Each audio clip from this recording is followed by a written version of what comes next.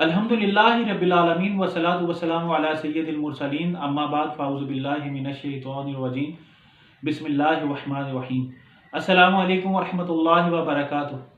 उम्मीद करता हूँ आप सब खैरियत से होंगे। अल्लाह ताला हम सब पे अपना रहम व करम फरमाए, आमीन।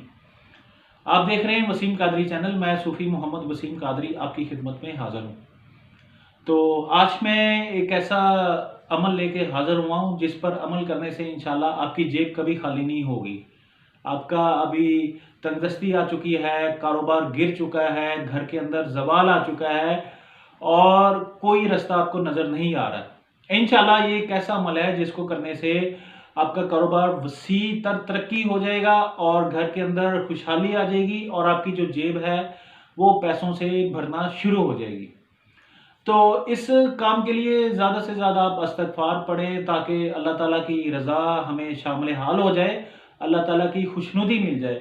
और नबी करीम सल्लल्लाहु अलैहि वसल्लम पे दुरूद व सलाम पढ़ें ताकि नबी करीम सल्लल्लाहु अलैहि वसल्लम वो हर वक्त हमें याद रखते हैं।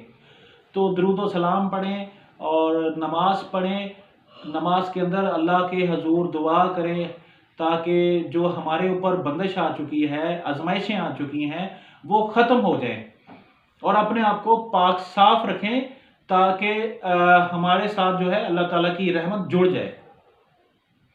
तो अगर आप हमारे चैनल पे नए हैं तो इसको सब्सक्राइब करें ताकि हमारी जो आने वाली नई वीडियो है वो आपको बर वक्त मिल सके और इसको ज़्यादा से ज़्यादा शेयर करें ताकि नबी करीम सल्लल्लाहु अलैहि वसल्लम की जितनी भी उम्मत है, आपकी जो उम्मत है मुफलिस है, उसमें काफ़ी लोग मुफलिस है, बहुत ज़्यादा मुफलिस हैं, ताकि उन तक पहुंच सके और किसी मेरे भाई को फ़ायदा हो सके।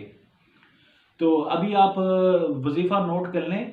आपने ये अमल करने से पहले अपने आप को पाक साफ लाजमी करना है, नमाज की बाकायदगी करनी है। तो अभी आप वजीफ़ा नोट करें।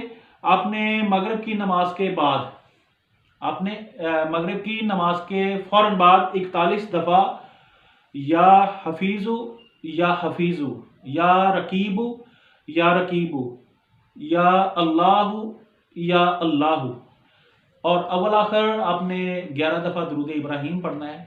ये अमल आपने 41 दिन करना है। इंशाल्लाह 11वां दिन अभी कंप्लीट नहीं होगा कि आपके हालात जो हैं वो इंशाल्लाह बदलना शुरू हो जाएंगे। मेरे अल्लाह ताला की जो रहमत के दरवाजे हैं वो इंशाल्लाह आपकी तरफ खुलना शुरू हो जाएंगे, क्योंकि हम अल्लाह ताला को पुकार रहे हैं तो अल्लाह ताला जो है वो अपने बंदे को मायूस नहीं करते।